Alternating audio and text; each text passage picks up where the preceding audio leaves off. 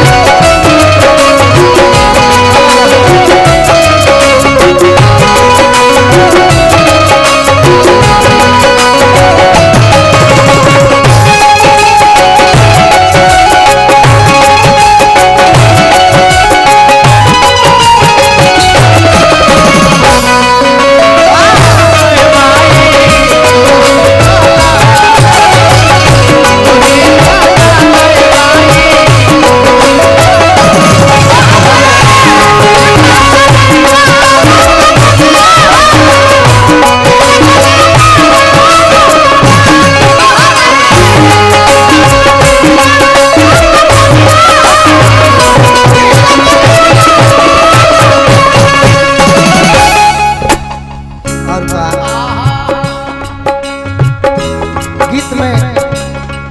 बड़ी भाव छिपल बा जीवन के सच्चाई पापा के परनवा जनवा धनवा होई हो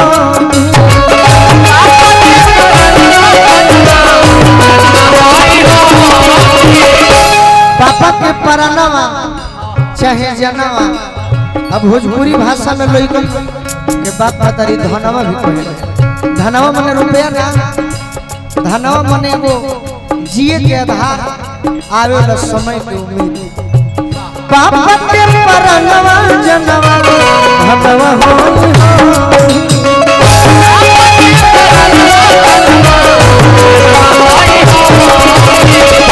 और ओ दिन सोचत रही डॉक्टर साहब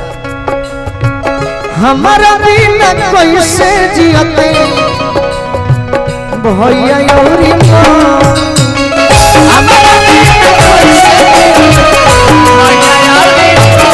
हमारा बिना कैसे जियते भैया योरी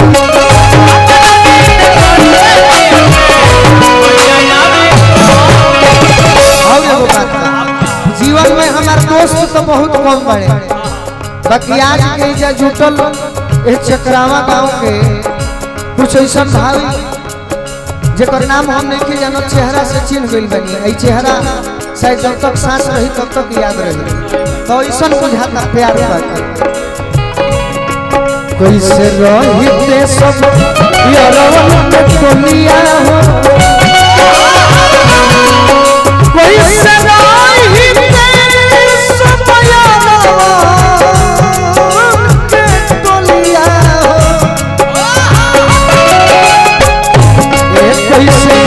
रोहित सब यारवन के कोलिया हो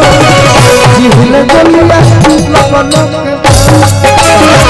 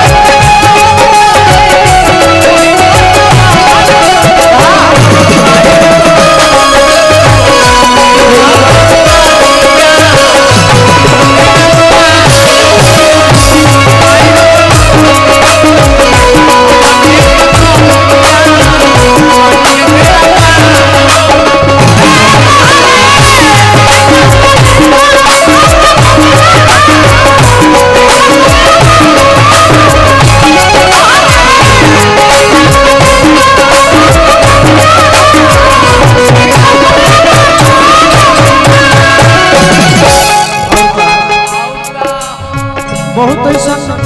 गार्जियन बड़े भाई बहन लोग चाची लोग के भी सवाल मन में उठल हो कि आखिर गोली लग गई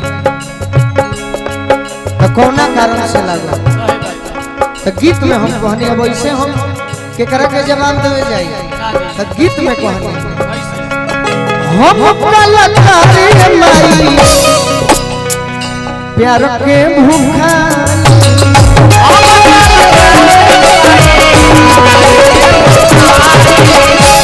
अरे हम तो एगो कलाकार बानी छोटा हन अब प्यार के भूखाई बानी आ जीवन में बैर तू समनिया के हुसैन करहु नया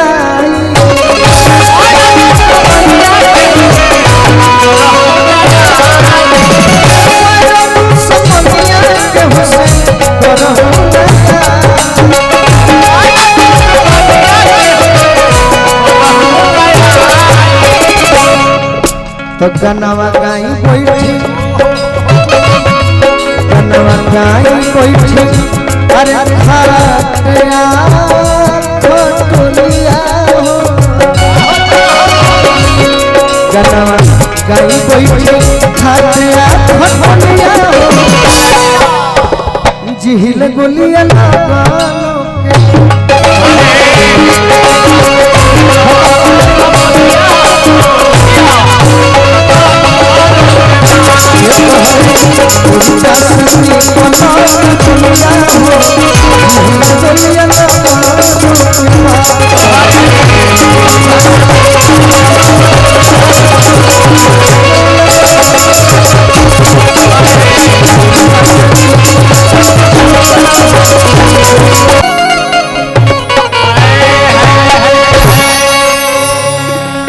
जननी के जननी हो जननी जनक के तू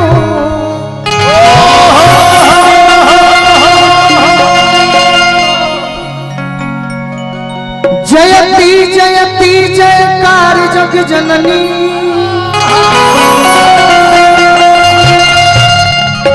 जननी तू जोगिन के विषयन के भोगिन के सुनिला न हमरो पुकार जग जननी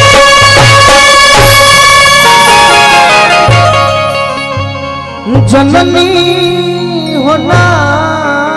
जननी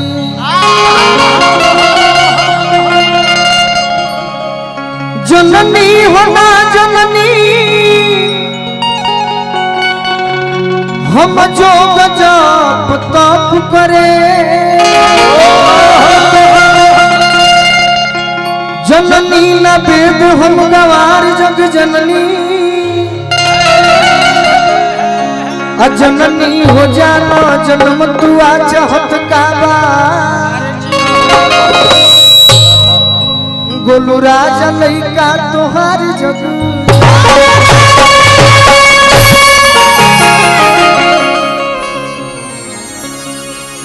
अभी सिटी पे कंट्रोल करी साउंड के तब कहे के बाद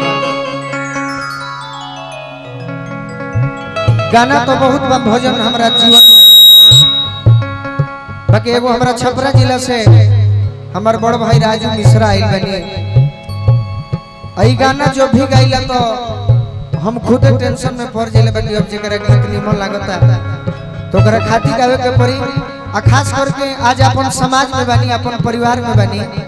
तो कहीं ना कहीं रह सबके दिन बाकी आज हम मंच पर खड़ा बानी जैसे कहते हैं।